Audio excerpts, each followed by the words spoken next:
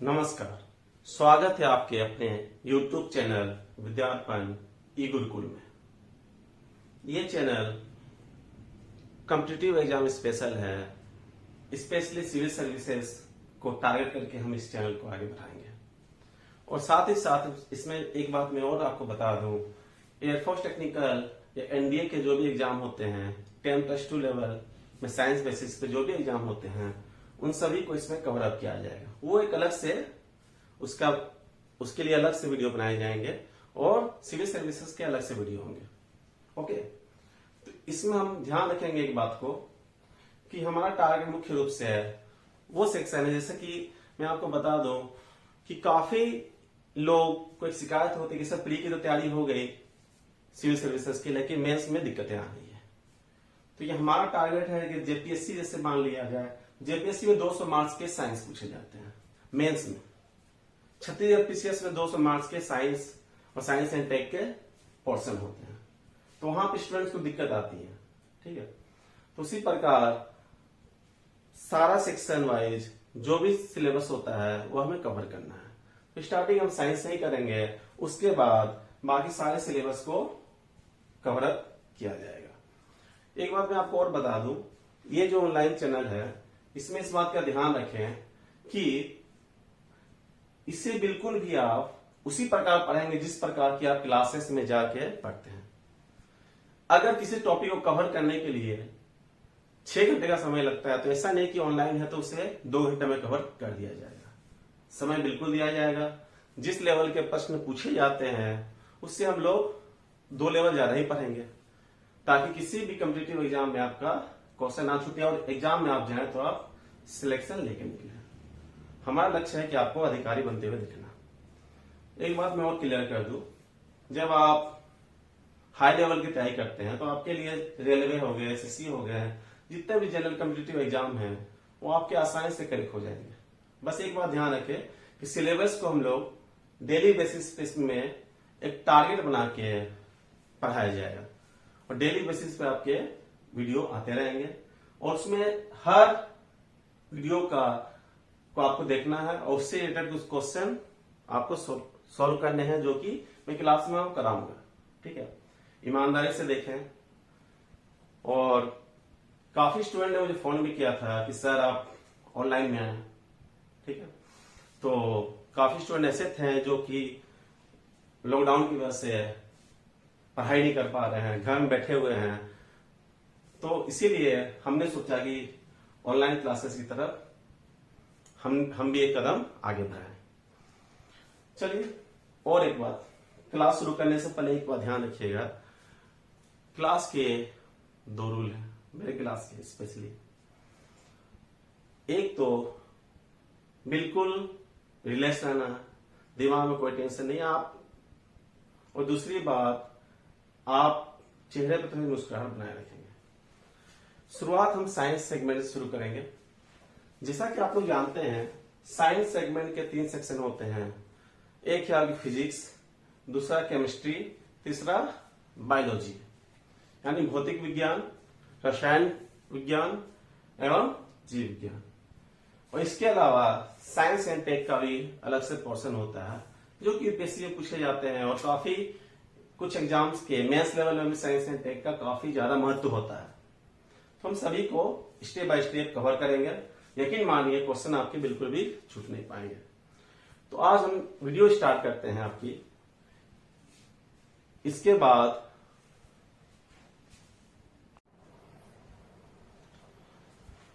शुरुआत में हम साइंस का जो पोर्शन ले रहे हैं वो है फिजिक्स यानी भौतिक विज्ञान।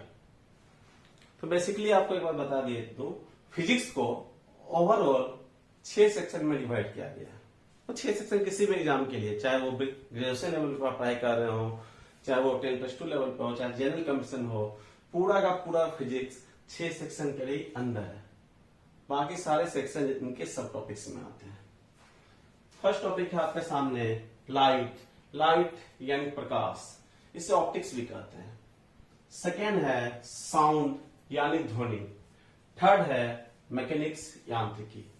मैकेनिक्स के अंदर ही हम गुरुत्वाकर्षण, वर्क पावर एनर्जी, ग्रेविटेशन और पावर एनर्जी, न्यूटन के नियम, सरफेस टेंशन मीन्स पृष्ठ तनाव, आर्किमिडीज के सिद्धांत, सिंपल हार्मोनिक मोशन, सरल आवर्त गति, इलास्टिसिटी, विस्कोसिटी, सारे सेक्शन हम मैकेनिक्स के अंदर ही कवर करते हैं। फोर्थ वन है हीट एंड टेम्परेचर मीन्स ऊष्मा एवं ताप।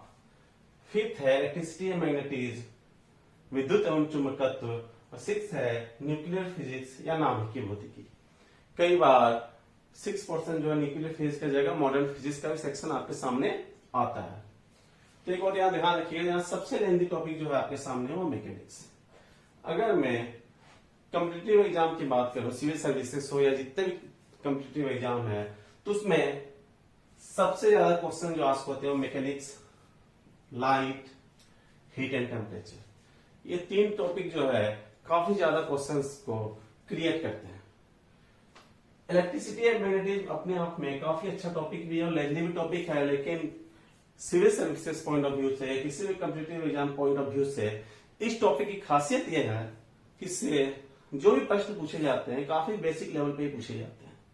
बस बेसिक कंसेप्ट क्लियर हो तो इसके क्वेश्चन आपके बन जाते हैं, एप्लीकेशन से पूछे जाते हैं। तो समय को ध्यान में रखते हुए हम लोग एक टॉपिक की तरफ आगे बढ़ते हैं। एक बात और मैं बता दूं, जितने भी टॉपिक्स आप देख रहे हैं उनको एक एक करके कवर किया जाएगा, क्योंकि कोई भी चीज पढ़ने से पहले हमें ये पता होना चाहिए कि आखिर इस विषय में क्या क्या पढ़ना है। इससे आपका टारगेट आसान हो जाता है, क्योंकि इससे कोई फायदा नहीं कि मैं आपको एक टॉपिक पढ़ा दूं और आपको कोई सिलेबस ही ना पता हो। फर्स्ट है सिलेबस पता होना चाहिए। सिलेबस यदि आपको पता है तो चीजें आपके लिए आसान हो जाती है। और बाकी जितने भी एग्जाम्स में आगे लेके आऊंगा सभी को मैं आगे उसके बारे में सिलेबस बताऊंगा। तो आज एक टॉपिक शुरू करते हैं हम लोग, हुआ है आपके सामने लाइट। ओके, तो सबसे पहले मैं एक प्रश्न आपसे पूछना चाहता हूं, व्हाट इज लाइट? प्रकाश क्या है? What is light? प्रकाश क्या है? Light is a form of energy. प्रकाश ऊर्जा का एक रूप है। एक प्रश्न है, क्या हम प्रकाश को देख सकते हैं? Can we see light? एक ऐसा प्रश्न है जिसमें काफी अच्छे अच्छे स्टूडेंट भी गलतियां कर देते हैं। इसका आंसर होगा no, we can not see light. प्रकाश को हम नहीं देख सकते हैं। प्रकाश की मदद से वस्तुओं को देखते हैं परंतु प्रकाश को नहीं देखते। By the help of light we can see the object. Okay, light is a form of energy. Energy को आप महसूस कर सकते हैं, देख नहीं सकते हैं। जैसे एग्जांपल आप ले लें, हीट यानी ऊष्मा। Heat is also a form of energy, ऊर्जा का एक रूप है। तो क्या आप हीट को देख पाते हैं? हीट को आप महसूस करते हैं। उसी प्रकार है साउंड, साउंड को महसूस करते देख नहीं पाते हैं। तो लाइट टॉपिक में आगे बढ़ते हैं। शुरुआत के 2-4-5 मिनट सिंपल चलेंगे, उसके बाद काफी इसमें मजा आएगा। और फिर से एक बार मैं आपको बता दूं, दिमाग को रिलैक्स रखें, चीजों को हंसते खेलते पढ़ना है और पढ़ाई इस तरीके से करनी है कि वो समझ में आ सके। तरीका चाहे जो भी हो, आपको वो चीजें समझ में आनी चाहिए। ओके, तो सबसे पहले बहुत ही सिंपल सा एक प्रश्न है,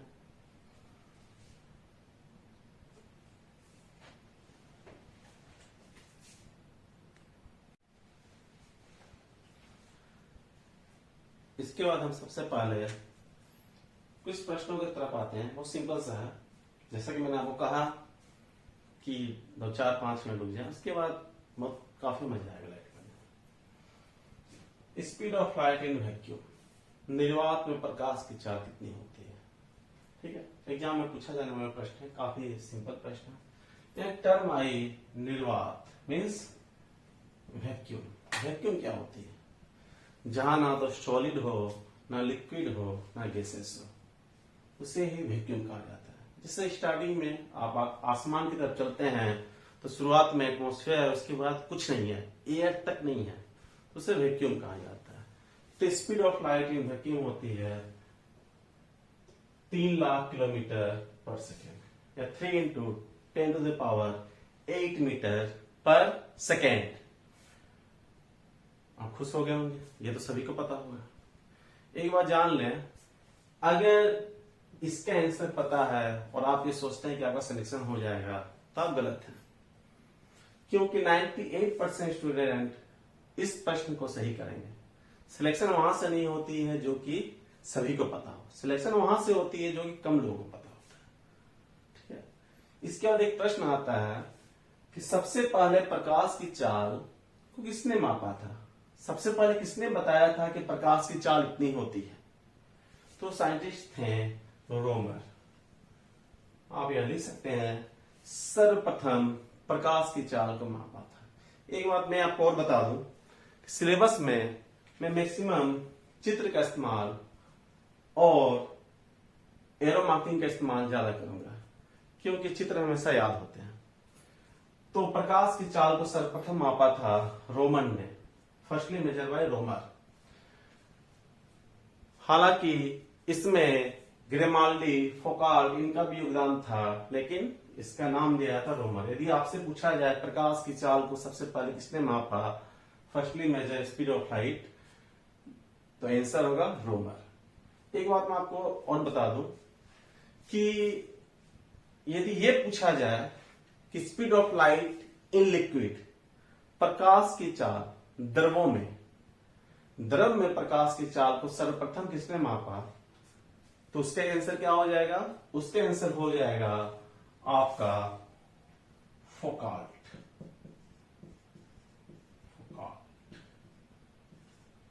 ओके, हालांकि ये प्रश्न पूछा हुआ कहीं आज तक दिखा नहीं है, लेकिन ध्यान रखिएगा यदि पूछ दिया तो यकीन मानिए आपके अलावा इस क्वेश्चन को काफी कम ही लोग सही कर पाएंगे।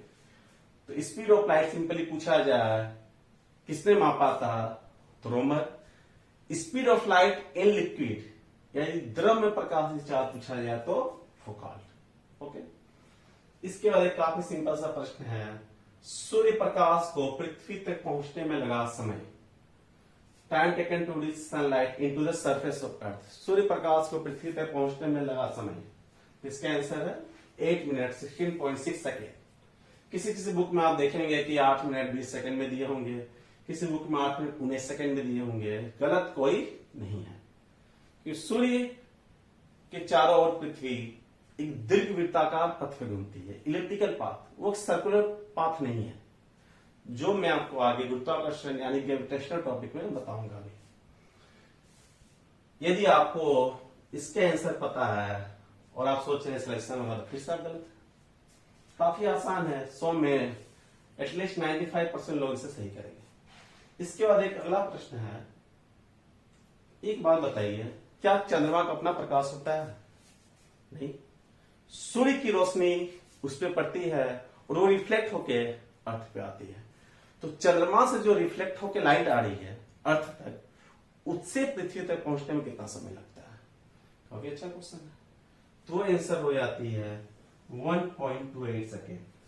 मतलब हिंदी में से कहा जाए, इंग्लिश में लिख रखा है, एक्चुअली क्या होता है कि एक भाषा लिखा जाए, एक भाषा बोला जाए तो चीज जल्दी हो जाती है, क्योंकि मैंने आपको पहले कहा सिलेबस छोड़ना नहीं है, डिटेल में पढ़ना भी है, हर एक टॉपिक को देखेंगे हम लोग। तो सूर्य, ये सूर्य प्रकाश का हो गया, और ये हो गया चंद्रमा से परावर्तित प्रकाश को पृथ्वी तक पहुंचने में लगा समय। चंद्रमा से परावर्तित प्रकाश को पृथ्वी तक पहुंचने में लगा समय 1.28 सेकेंड। सिंपली इसे 1.3 सेकेंड भी आप कह सकते हैं, मतलब 1 सेकेंड से कुछ ज्यादा। कुछ लोग इसे 1 मिनट 28 सेकेंड भी पढ़ने लगते हैं, जो गलत है। यह 1 सेकेंड से कुछ ज्यादा, तो यहां कंफ्यूजन ना करें। कई बार ऑब्जेक्टिव में आपको इस तरह क्वेश्चन दे दिए जाते हैं, एक ऑप्शन आपको 1.28 सेकेंड दे दिया जाएगा, एक 1.28 मिनट दे दिया जाएगा। तो इस बात को ध्यान रखें, जब भी किसी डाटा, किसी नंबर को याद करें तो उसके यूनिट के साथ ही ध्यान रखें। ओके, तो ये तो काफी बेसिक चीजें थी। चलिए, एक प्रश्न मेरे दिमाग में और भी आ रहा है। हालांकि ज्योग्राफी में, भूगोल में इस चीज को आप पढ़ते हैं, स्पेशली अगर मैं कॉम्पिटिटिव एग्जाम की बात करूं तो सूर्य और पृथ्वी के बीच की दूरी कितनी है? Distance between sun and earth. आप एक बात सोचिए, जब मैंने आपसे ये प्रश्न पूछा तो आपने अपने दिमाग को दोहराया कि हाँ कहीं तो पढ़ा था, उसे याद करने की कोशिश आपने किया, लॉजिक डेवलप करें, काफी आसान है। एक बात बताएं आप, सूर्य प्रकाश को पृथ्वी तक पहुंचने में कितना समय लगा? 500 सेकेंड अप्रोक्स। यदि 8 मिनट 20 सेकेंड मान लो, 8 मिनट 20 सेकेंड मान लिया जाए तो कितने हो गए? 500 सेकेंड। ये क्या हो गया आपका? टाइम यानी समय। और प्रकाश की चाल निर्वात में कितनी होती है, वैक्यूम में कितनी होती है?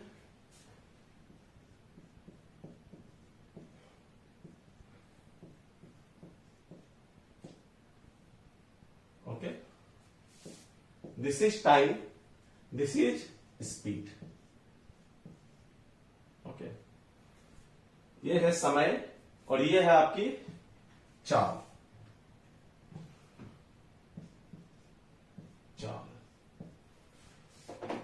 समय और चाल यानी स्पीड को अगर मल्टीप्लाई किया जाए तो क्या आ जाएगा? डिस्टेंस। तो क्या आपको सूर्य और पृथ्वी के बीच की दूरी पता नहीं चल गई? तो चीजों को याद नहीं करना, लॉजिक डेवलप करना है।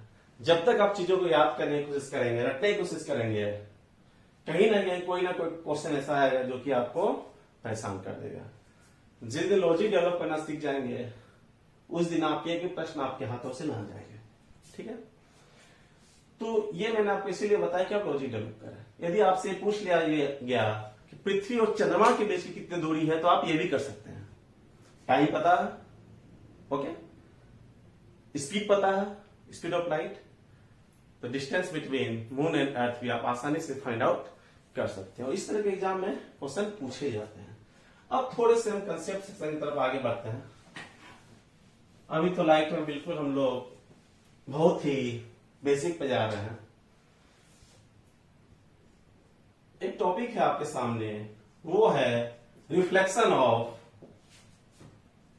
लाइट।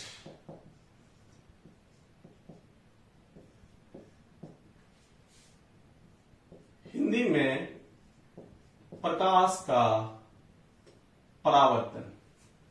प्रकाश का परावर्तन एक ऐसा टॉपिक है जिससे कि डायरेक्ट क्वेश्चन एग्जाम में पूछे जाने की संभावनाएं काफी कम होती है, लेकिन इसका इस्तेमाल पूरे लाइट में हर जगह होती है, इसीलिए इसे हमें पढ़ना जरूरी है।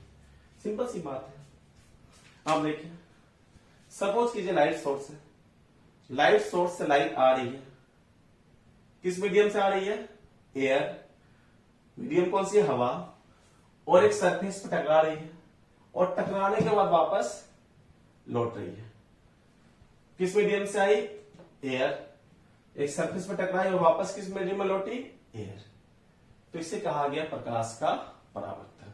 जब प्रकाश की किरण किसी माध्यम से आए और किसी सरफेस, किसी सतह पर टकराने के बाद वापस उसी मीडियम में लौट जाए, तो उसे कहा जाता है प्रकाश का परावर्तन, यानी reflection of light. Okay, simply इसे देखते हैं। ये एक सरफेस है, पॉलिश की हुई सरफेस है, पॉलिश्ड सरफेस, एक सतह है पॉलिश की हुई, प्रकाश किरण आई, ओके, एरो से मैंने इसको दर्शाया है, और टकरा के वापस लौट गई। ठीक है, जो आई उसे हमने कहा आपतित किरण, मीन्स इंसिडेंट रे, और जो टकरा के लौटी उसे कहा गया रिफ्लेक्टेड रे, मीन्स परावर्तित किरण।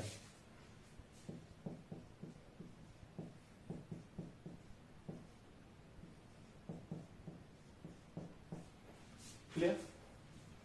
एक बात ध्यान दें, ये जहां पे गिरी थी, यहां पर मैंने एक अभिलंब ड्रॉ किया। क्या ड्रॉ किया? अभिलंब। This is normal. एक नॉर्मल ब्रोकिया, इसे अभिलंब भी कहा जाता है। इन दोनों के बीच एक एंगल बना, इसे मैंने आई मान लिया, और इन दोनों के बीच एक एंगल बना, उसे मैंने आई डैश मान लिया। आप कुछ भी मान सकते हैं, थीटा 1 थीटा 2 कुछ भी मान सकते हैं। मैंने आई एंड आई डैश माना। ये आप इस एंगल आई को जो कहा गया, इस एंगल आई को एंगल ऑफ इंसिडेंस कहा गया, मीन्स आपतन कोण। और इस एंगल आई डैश को एंगल ऑफ रिफ्लेक्शन कहा गया, एंगल ऑफ रिफ्लेक्शन मीन्स परावर्तन कोण। ठीक है,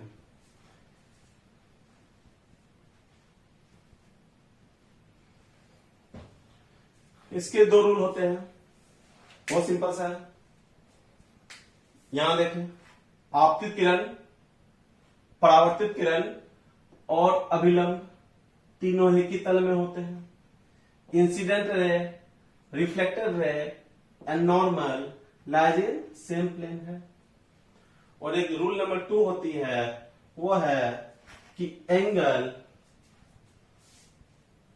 रूल 2 जो होती है वो होती है angle I equal to angle I dash, means आपतन कोण परावर्तन कोण के बराबर होता है।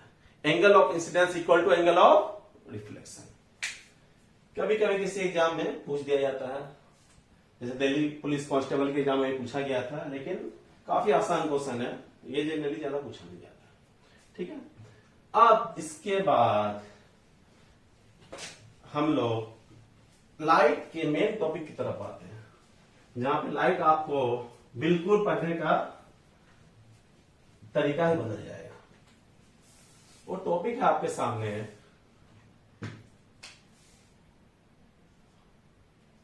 Refraction of light. ओके,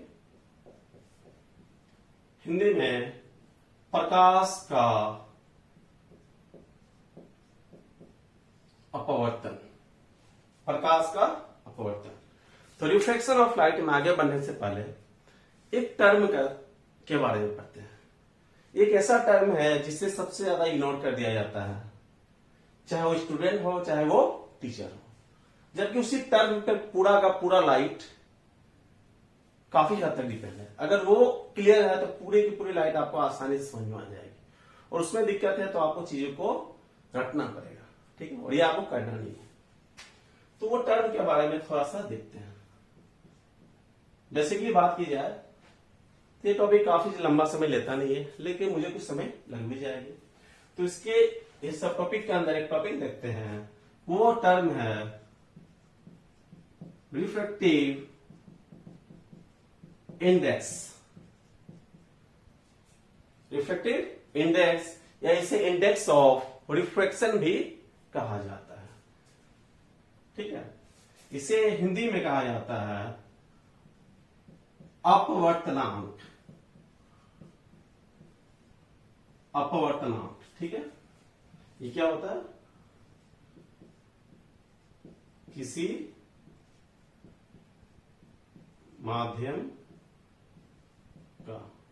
माध्यम का अपवर्तनांक, refractive index of any medium. अब एक यहां टर्म रिफ्रैक्टिव इंडेक्स जो है, एक बात मैं क्लियर करूं, रिफ्रैक्टिव इंडेक्स को मैं शॉर्ट फॉर्म आर आई से डिनोट करूंगा। Are I means refractive index. पूरी लाइट में मैं जहां भी आर आई लिखूंगा उसका मतलब क्या होगा? रिफ्रैक्टिव इंडेक्स मतलब अपवर्तनांक। ओके, तो रिफ्रैक्टिव इंडेक्स है क्या आखिर? जब ये प्रश्न पूछा जाता है, कई बार मैं पूछता हूं क्लासेस में, तो एक सिंपल सा प्रश्न आंसर आता है, sir sine I upon sine R equal to mu है, जो भी है, ठीक है। लेकिन हमारा टारगेट ये है कि एग्जिट होता क्या है। हमें इस प्रकार से पढ़ना है कि अगर किसी रिक्शे वाले को भी जाकर समझाना हो तो वो भी समझ सके। साइंस को बिल्कुल बेसिक लाइफ से जोड़ के हमें पढ़ना है। कहीं भी चीजों को हाई लेवल पे लेके जाने की आवश्यकता नहीं है, ऑटोमेटिक आपका लेवल हाई होता चला जाएगा। ओके, तो रिफ्रैक्टिव इंडेक्स, चलिए कौन सा माध्यम कितना सघन है और कौन सा माध्यम कितना विरल है, कौन सा माध्यम कितना डेंसर है ऑप्टिकली और कौन सा मीडियम कितना रेयर है, यह बताता है रिफ्रैक्टिव इंडेक्स। कौन सी मीडियम कितनी सघन है, कौन सी मीडियम कितनी विरल है, मतलब कौन सा माध्यम कितना घना है, कौन कितना विरल मतलब हल्का है, कौन कितना ऑप्टिकली डेंसर है, कौन कितना ऑप्टिकली रेयर है, यह बताता है रिफ्रैक्टिव इंडेक्स। ओके, जैसे एग्जांपल ले लो, एयर एंड वाटर, हवा और पानी, ज्यादा सघन कौन सा है, ज्यादा डेंसर कौन सा है, वाटर। तो वाटर का रिफ्रैक्टिव इंडेक्स एयर से ज्यादा होगा। अब एग्जांपल ले लू मैं, वाटर एंड ग्लास, मतलब पानी और कांच, ज्यादा डेंसर कौन सा है, कांच यानी ग्लास, तो ग्लास का रिफ्रैक्टिव इंडेक्स वाटर से ज्यादा होगा। तो जो मीडियम ज्यादा डेंसर होगी उसकी रिफ्रैक्टिव इंडेक्स अधिक, जो कम डेंसर होगी उसकी कम। ओके, जो माध्यम जितनी सघन होगी उसका अपवर्तनांक उतना ज्यादा, जो जितनी विरल होगी उसका कम होगा। ओके, ये तो बहुत ही सिंपल सा लॉजिक है और उम्मीद करता हूं कि आपको ये समझ में आया होगा। ओके, और अब थोड़ा सा इससे और डिटेल की तरफ बढ़ते हैं हल्का सा। इसका एक फॉर्मूला भी होता है, ठीक है, हालांकि मैंने आपको जो समझा दिया वो सफिशिएंट है, लेकिन कई बार फॉर्मूला अगर आपसे पूछ लिया जाता है तो इसका फॉर्मूला सिंपल सा होता है, speed of light in vacuum upon speed of light in that medium। मतलब आपसे पूछा गया किसी माध्यम का अपवर्तनांक, तो क्या हो गया, निर्वात में प्रकाश की चाल, निर्वात में प्रकाश की चाल अपॉन उस माध्यम में प्रकाश की चाल, निर्वात में प्रकाश की चाल अपॉन उस माध्यम में प्रकाश की चाल। ओके, कौन सा माध्यम, जिस माध्यम का अपवर्तनांक आपसे पूछा गया है। तो मैथमेटिकल फॉर्मूला देख, कितनी चीजें आसानी से क्लियर होगी आपकी, जो चीज आप रखते हैं उससे आप समझ जाएंगे। चलिए मानिए आपसे पूछा गया पानी का अपवर्तनांक, तो फॉर्मूला क्या होगा, स्पीड ऑफ निर्वात में प्रकाश की चाल अपॉन पानी में प्रकाश की चाल। कांच का पूछा जाए तो यहां पे डेट मीडियम की जगह क्या हो जाएगा, कांच।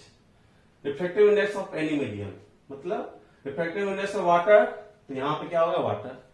यहां एयर होगा तो यहां पे एयर। ओके, अब एक प्रश्न आपसे एग्जाम में पूछा भी जाता है, नोट बनाए, कुछ पॉइंट लिखे, नोट में जो भी चीजें हैं वो आपके एग्जाम पॉइंट ऑफ व्यू से भी काफी इंपॉर्टेंट है। ठीक है, अब तक आपको काफी क्वेश्चन क्रिएट होते जा रहे हैं, आपको पता भी नहीं चल रहा होगा।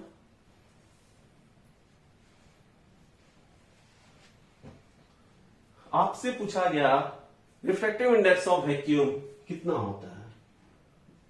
मैंने पहले कहा था आरआई मीन्स अपवर्तनांक, रिफ्रैक्टिव इंडेक्स ऑफ वैक्यूम कितनी होती है, तो सिंपल सी बात है, मतलब हिंदी में निर्वात का अपवर्तनांक कितना होता है। तो आप एक बात देखिए क्या पूछा गया, रिफ्रैक्टिव इंडेक्स ऑफ वैक्यूम, तो एनी मीडियम की जगह वैक्यूम, किसी माध्यम की जगह वैक्यूम, तो क्या होगा, speed of light in vacuum upon speed of light इन, किसका पूछा गया आपसे, यहां पे वैक्यूम का ना, तो यहां भी क्या हो जाएगा, वैक्यूम, तो speed of light in vacuum upon speed of light in vacuum क्या होगा, ऊपर और नीचे सेम है तो कट की हो जाएगी 1। कभी किसी भी एग्जाम में ये नहीं पूछा जाएगा, चाहे कोई भी एग्जाम हो, आज तक ये नहीं पूछा गया कि वैक्यूम का रिफ्रैक्टिव इंडेक्स 1 क्यों होता है। ये पूछा जाता है कि वैक्यूम का रिफ्रैक्टिव इंडेक्स कितना होता है। लेकिन आप देखिए कितना आसान बन गया है, अगर आप चीजों को कंसेप्ट वाइज पढ़ेंगे तो आपको चीजें रटनी नहीं पड़ेगी। चलिए एक प्रश्न आपसे पूछा जाता है, सबसे अधिक रिफ्रैक्टिव इंडेक्स किसका होता है? Maximum are I. Are I means अपवर्तनांक। रिफ्रैक्टिव इंडेक्स मैंने आपको पहले भी यहां पे कहा है। ओके, अधिकतम अपवर्तनांक होती है डायमंड की। किसकी? डायमंड की। डायमंड मीन्स हीरा। एग्जाम में आपसे डायमंड का रिफ्रैक्टिव इंडेक्स भी पूछ लिया जाता है। तो डायमंड की रिफ्रैक्टिव इंडेक्स होती है 2.42।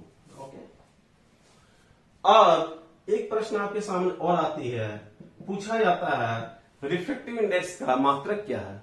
अपवर्तनांक का मात्रक क्या होता है? देखिए, ऊपर भी स्पीड, नीचे भी स्पीड। तो refractive index has no unit. अपवर्तनांक का कोई मात्रक नहीं होता। इसका मतलब R I has no unit. अपवर्तनांक का कोई मात्रक, अपवर्तनांक का कोई मात्रक नहीं होता। जो भी हिंदी मीडियम वाले हैं वो भी इस चीज को लिख सकते हैं या यूनिटलेस भी कह सकते हैं। एक बात मैं आपसे पूछना चाहता हूं, आगे बढ़ने से पहले एक कंसेप्ट देना चाहता हूं और एक प्रश्न पूछूंगा। एक प्रश्न यह है कि रिफ्रैक्टिव इंडेक्स हो सकता है एक से अधिक, एक से कम, एक से अधिक या एक के बराबर, एक से कम या एक के बराबर। ठीक है, तो इसे जानने से पहले सिंपल से कंसेप्ट हम देखते हैं। जैसे कि मैं चल रहा हूं, वॉकिंग कर रहा हूं, किस मीडियम में चल रहा हूं? एयर। ओके, मैं तालाब किनारे गया, पॉन्ड। ओके, और मैं तालाब में कूद गया। ओके, तालाब में मैंने जंप कर दिया, मैं कूद गया और पानी के नीचे जाके मैंने चलना शुरू कर दिया। तालाब में मैं कूदा और उसमें पानी के नीचे जाके मैंने चलना शुरू कर दिया। मेरी स्पीड बढ़ेगी या घटेगी? कम होगी। एयर एंड वाटर में ज्यादा डेंसर कौन सा था? वाटर। ओके, तो जब वाटर में मैं गया, ज्यादा डेंसर मीडियम में गया, तो मेरी स्पीड कम हुई। लाइट भी जब डेंसर मीडियम में इंटर होगी तो उसकी स्पीड कम हो जाएगी। ओके, काफी सिंपल सा लॉजिक है।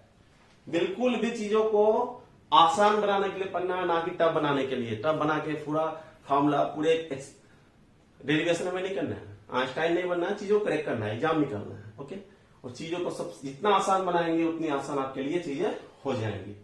ओके, तो इससे आपने देख लिया कि रिफ्रैक्टिव इंडेक्स डेंसर मीडियम में जाने पे स्पीड कम होती है। ओके, तो अगर मैं पानी का अपवर्तनांक पूछूं, पानी का अपवर्तनांक, रिफ्रैक्टिव इंडेक्स ऑफ वाटर, तो यहां क्या होगी? वाटर। ओके, तो फॉर्मूला क्या होगा? Speed of light in vacuum 3 lakh kilometre पर second upon speed of light in water. तो वाटर ज्यादा डेंसर है, तो नीचे कम, ऊपर ज्यादा, एक से अधिक। अगर यहां कांच का पूछा गया, ग्लास का पूछा गया यानी रिफ्रैक्टिव इंडेक्स, तो यहां क्या आ जाएगा? डेट मीडियम की जगह गिलास यानी कि कांच। तो फिर नीचे कम, ऊपर ज्यादा, एक से अधिक। क्लियर? ओके, अगर एयर का पूछा गया, रिफ्रैक्टिव इंडेक्स ऑफ एयर, तो यहां पे एयर होगा और यहां वैक्यूम है। एयर में एयर तो है, वैक्यूम में तो एयर भी नहीं है, तो एयर भी वैक्यूम के रिस्पेक्ट में ज्यादा डेंसर मीडियम होगी। ओके, तो फिर ऊपर ज्यादा, नीचे कम, एक से अधिक। तो हर केस में आप देख रहे हैं रिफ्रैक्टिव इंडेक्स एक से अधिक हो रही है। केवल एक केस में 1 थी, तो रिफ्रैक्टिव इंडेक्स या तो एक से अधिक होगी या एक के बराबर होगी। रिफ्रैक्टिव इंडेक्स या तो एक से अधिक होगी या एक के बराबर होगी। इससे भी प्रश्न पूछे जाते हैं। मैंने आपको ये जो बताया किस प्रकार हो रही है, क्या हो रही है, ये सब एग्जाम में नहीं पूछेगा आपसे, डायरेक्ट पॉइंट्स पूछे जाएंगे। चलिए, आपने लॉजिक डेवलप कर लिया होगा, तो एक चीज और बता रहा हूं आपसे। ठीक है, आपसे पूछा गया, एग्जाम में पूछे जाते हैं, प्रकाश की चाल सबसे अधिक किसमें होती है? 4 ऑप्शन दे दिए जाएंगे, वाटर, वैक्यूम, डायमंड, एयर। तो क्या आंसर होगा इसका? प्रकाश की चाल अधिकतम, मैक्सिमम स्पीड किस मीडियम में होती है? लाइट की। तो उसका आंसर क्या होगा? वैक्यूम। क्यों? रिफ्रैक्टिव इंडेक्स ऑफ वैक्यूम 1 सबसे कम किसकी है? वैक्यूम की। सबसे अधिक किसकी है? डायमंड की। तो डायमंड का अपवर्तनांक अधिक और रिफ्रैक्टिव इंडेक्स अधिक का मतलब क्या हुआ? वो सबसे ज्यादा डेंसर है। जिसका अपवर्तनांक अधिक होगा वो ज्यादा सघन होगी, जिसका कम होगा वो कम। ओके, तो रिफ्रैक्टिव इंडेक्स मैक्सिमम मींस सबसे ज्यादा डेंसर है डायमंड, और डेंसर मीडियम में जाने पर स्पीड कम होती है, तो स्पीड ऑफ लाइट मिनिमम होगी डायमंड में और स्पीड ऑफ लाइट मैक्सिमम होगी वैक्यूम में। आपके नॉलेज के लिए बता दो, आपको मैंने बताया 1 होती है वैक्यूम की रिफ्रैक्टिव इंडेक्स, एयर की होती है लगभग इतनी, ठीक है, वाटर की होती है इतनी 1.33। ओके, एक बात आप देखिए, वैक्यूम की और एयर की लगभग बराबर है, ठीक है ना, एग्जैक्ट नहीं है लेकिन लगभग बराबर है, इसीलिए प्रकाश की चाल वैक्यूम में और एयर में बराबर मान ली जाती है। इसके बाद आप देखिए, एयर से ज्यादा डेंसर है वाटर, तो वाटर की 1.33, कांच की कितनी हो गई 1.5। आप जो रूबी स्टोन देखते हैं, मानिक की देखते हैं, स्टोन की बात कर रहा हूं मैं, 1.76 के आसपास उसकी हो जाती है। डायमंड की 2.42 हो जाती है। बेसिकली बात की जाए तो कभी भी आपसे सभी डाटा नहीं पूछे जाते हैं, सिर्फ आपसे मैक्सिमम और मिनिमम के बारे में पूछा जाएगा। तो बाकी 2 पॉइंट जो मैंने आपको बताया, मैक्सिमम स्पीड ऑफ लाइट होती है वैक्यूम में और स्पीड ऑफ लाइट मिनिमम होती है डायमंड में। इसे भी चाहे तो आप 2 पॉइंट ऐड कर सकते हैं, हालांकि लॉजिकली प्रश्न है। ओके, चलिए इसके बाद थोड़ा सा और आगे बढ़ते हुए हम लोग एक बात देखते हैं। अभी हमने रिफ्लेक्शन ऑफ लाइट शुरू नहीं किया है, फिर से एक बार रिकॉल करते हैं। सिंपली है, रिफ्रैक्टिव इंडेक्स मींस कौन सी माध्यम कितनी सघन है, कौन सा माध्यम कितना डेंसर है, कौन कितना रेयर है, ये बताता है रिफ्रैक्टिव इंडेक्स।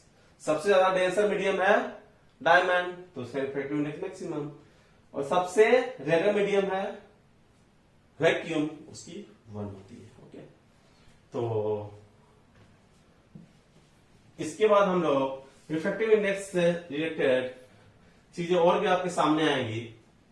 रिफ्रैक्टिव इंडेक्स आ रहा है, ठीक है। रिफ्रैक्टिव इंडेक्स को जनरली हम म्यू से डिनोट करते हैं, इसे डिनोट करने के लिए म्यू का इस्तेमाल करते हैं। ओके, तो मानिए कोई माध्यम है, कोई मीडियम है, मीडियम 1, ओके, मीडियम 1 आप देख सकते हैं ना यहां पे मीडियम, और कोई मीडियम है मीडियम 2। मीडियम मतलब माध्यम, हो सकता है ये हवा हो, ये पानी हो, ये पानी हो, ये कांच हो, ये कांच हो, ये डायमंड हो, कुछ भी हो सकता है, 2 अलग अलग मीडियम है। मान लिया कि इस मीडियम में स्पीड ऑफ लाइट v1 है और इस मीडियम में स्पीड ऑफ लाइट v2 है। इस मीडियम में प्रकाश की चाल v1, माध्यम 1 में, माध्यम 2 में प्रकाश की चाल v2। ओके, तो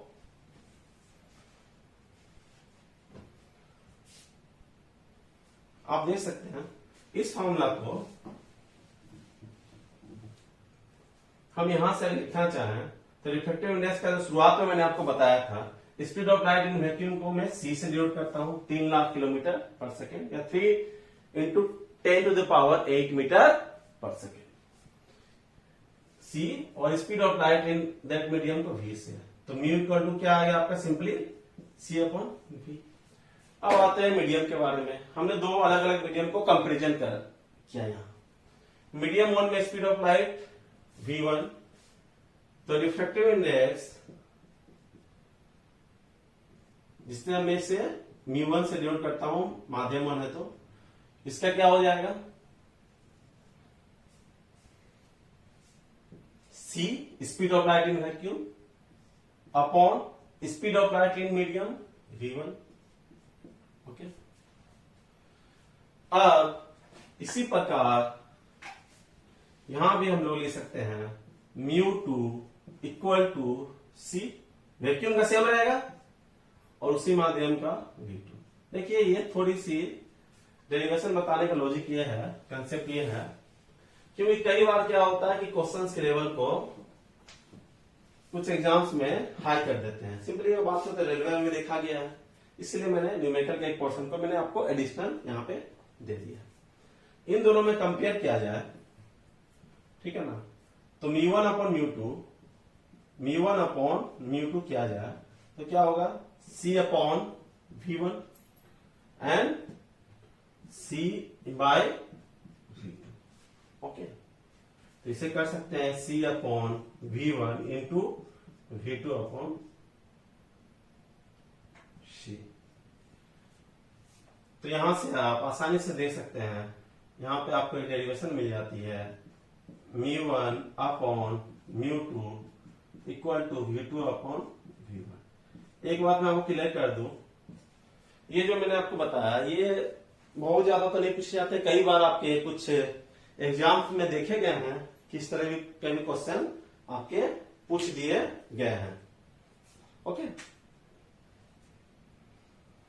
तो कई बार आपके दो मीडियम के रिफ्रैक्टिव इंडेक्स दे दिए जाते हैं और एक मीडियम में स्पीड ऑफ लाइट दे दिया जाता है और मीडियम वन का में स्पीड ऑफ लाइट पूछ दी जाती है। मतलब 4 टर्म में से 3 दे दिए जाते हैं, चौथा पूछ दिया जाता है। सिंपल ही है, आपको इतने रिक्वायरमेंट नहीं है, बस ये जानिएगा μ1 upon μ2 equal to V2 upon V1। V2 क्या है, speed of light in medium 2, माध्यम 2 में प्रकाश की चाल, और V1 माध्यम 1 में प्रकाश की चाल। ओके, तो रिफ्रैक्टिव इंडेक्स उम्मीद है आप लोगों को समझ में आ चुका होगा। हमने काफी क्वेश्चन किए इसमें, आपने देखा कि हमने नोट में 4 पॉइंट लिखे, इसके अलावा 2 पॉइंट और भी थे जो कि हमने speed of light maximum mean and minimum mean किसमें होती है, ये दोनों मैंने आपको बताया। 6 पॉइंट वहां से हो गए। एक फार्मूला था 7 क्वेश्चन केवल रिफ्रैक्टिव इंडेक्स के सेक्शन से आपके आ गए सिंपली, जो कि लोग छोड़ के निकल जाते हैं, जो लोग रट्टा मारते हैं। तो उम्मीद है आपको ये वीडियो पसंद आया होगा, और इसके बाद अभी जिस टॉपिक को लेकर आगे बढ़ रहे थे उससे मैं अगली क्लास में उसमें आगे बढ़ूंगा। ओके, तब तक आप इसे रिवाइज करें, रिकॉल करें, और यदि आपको वीडियो पसंद आया हो तो इसे लाइक करें, सब्सक्राइब करें और अपने दोस्तों के बीच शेयर करें। ओके, और एक बात ध्यान रखिए, क्लास में रेगुलर बने रहें, इससे क्या होगी, फ्लो बनी रहेगी और स्टेप बाय स्टेप आपका बहुत ही आसानी से सिलेबस कवर हो जाएगा। और यदि आपको सिलेक्शन चाहिए, आपको यदि अधिकारी बनना है तो कंटिन्यू वीडियो को अच्छी तरीके से देखें, पसंद हो तो जरूर सब्सक्राइब करें। और एक बात मैं आपको और बता देना चाहता हूं, अभी तो चीजें शुरू हुई है, जैसे जैसे हम लोग इसमें आगे बढ़ेंगे चीजें और मजेदार होती जाएगी। तब तक के लिए नमस्कार। Okay, thank you.